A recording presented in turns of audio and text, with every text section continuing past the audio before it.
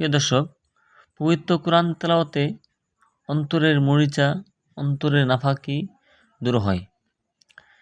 এ সম্পর্কে আল্লাহ রাব্বুল আলামিন পবিত্র কোরআনের সূরা মুতাফফিফিনের মধ্যে আলোচনা করেছেন, আয়াত নম্বর 14। কখনো না, বরং তারা যা অর্জন করে তাই তাদের অন্তরে মরিচা জমিয়ে দিয়েছে। হযরত আব্দুল্লাহ ইবনে উমর রাদিয়াল্লাহু তাআলা থেকে বর্ণিত, হুজুর সাল্লাল্লাহু আলাইহি ওয়াসাল্লাম ইরশাদ করেছেন, মানুষের অন্তরেও মরিচা পড়ে যায়। যেমন লোহাতে পানি পাওয়ার কারণে মরিচা পড়ে যায়।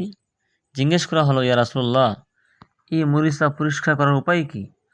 তখন নবীজি বললেন, মৃত্যুকে বেশি করে স্মরণ করো এবং কোরআন শরীফের তেলাওয়াত করো।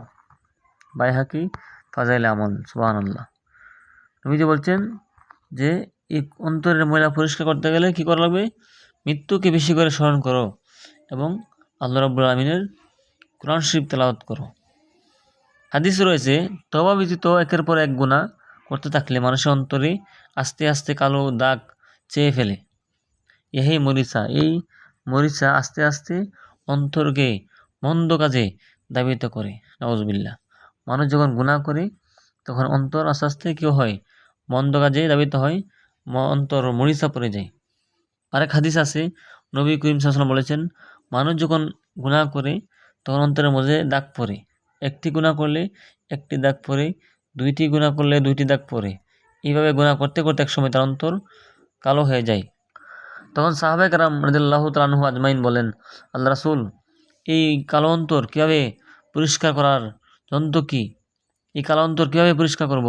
তখন নবীজি বললেন, এই কালো অন্তর পরিষ্কার করার হাতিয়ার হলো আল্লাহ রাব্বুল আমিনের জিকির। এবং এই জিকিরকে কোরআন শরীফের তেলাওয়াত ধরতে পারেন। কোরআন শরীফের তেলাওয়াত করাও জিকির, আল্লাহ রাব্বুল আমিনের নাম জপ করাও জিকির। সুতরাং যে ব্যক্তি বেশি বেশি জিকির করবে, আল্লাহ রাব্বুল আমিনের কোরআন শরীফ তেলাওয়াত করবে, মৃত্যুকে স্মরণ করবে, আল্লাহ রাব্বুল আমিন ইহার কারণে তার অন্তরকে পরিষ্কার করে দিবেন। সুবহানাল্লাহ। এই জন্য আমরা আমাদের প্রত্যেকের অন্তরে গুনাহ আছে, মরিচা আছে, আমরা এই মরিচা দূর করার জন্য বেশি বেশি কোরআন তেলাওয়াত করব, বেশি বেশি মৃত্যুকে স্মরণ করব, আল্লাহ রাব্বুল আমিনের জিকির করব। তাহলে আল্লাহ রাব্বুল আমিন আমাদের অন্তরের মরিচা পরিষ্কার করে দিবেন। আল্লাহ রাব্বুল আমিন আমাদের সবাইকে সেই তৌফিক দান করুক। আমিন। আসসালামু আলাইকুম ওয়া রাহমাতুল্লাহি ওয়া বারাকাতুহু।